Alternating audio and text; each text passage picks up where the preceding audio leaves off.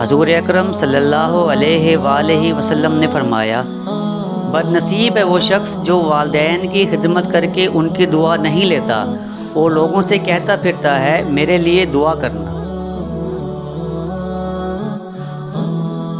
بد نصیب ہے وہ شخص جو صبح کے وقت سویا رہتا ہے اور لوگوں سے تنگی رزق کا شکوہ کرتا ہے۔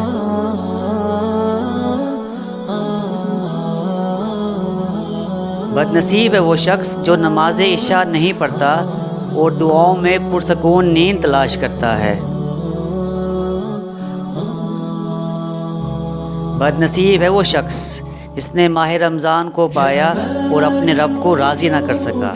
آپ صلی اللہ علیہ وآلہ وسلم نے فرمایا، جس نے میری حدیث سنی اور دوسروں تک پہنچائی، قیامت کے روز اس کے لیے میری شفاعت واجب ہوگی۔